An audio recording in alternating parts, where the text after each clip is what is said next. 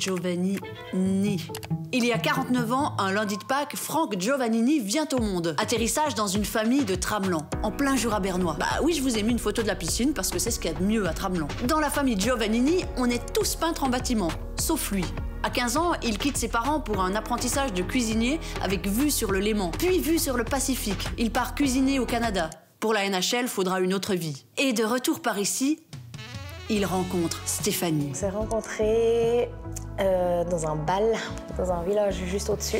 Et du coup, de ce joyeux bal sont nés 2 enfants, du coup. Moi, on le voit pas souvent, du coup, les week-ends. C'est vrai, on le voit pas si souvent que ça, du coup. Aujourd'hui, c'est son nom sur l'hôtel de ville de Crissier. 28 ans qu'il y cuisine. D'abord arrivé comme tout petit chef de partie du très grand Freddy Girardet.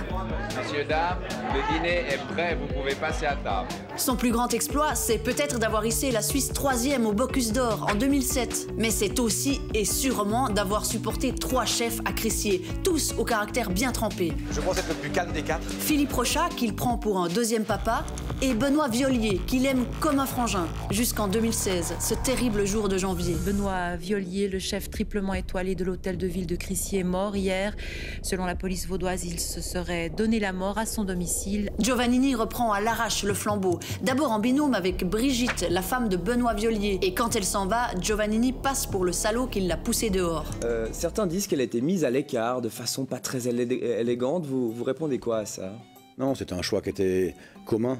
Autant je voulais être le patron, autant je voulais faire autre chose. Giovannini, c'est des bons produits, des bonnes cuissons, de la tradition et des menus à 350 balles. Se réinventer, d'accord, mais pour la cuisine moléculaire, c'est non. Et la fierté, très peu pour lui. C'est sa maman qui s'en charge. Dans les journaux, je découpe tout, je mets de côté. Plus fier que ça, on peut pas. Franck Giovannini, vous dites souvent que vous avez très peu d'ego. Une posture qui plaît aux Suisses et aux médias. Mais en vrai, de temps en temps, en cachette, à la cave, dites la vérité. Vous la pétez un petit peu, non?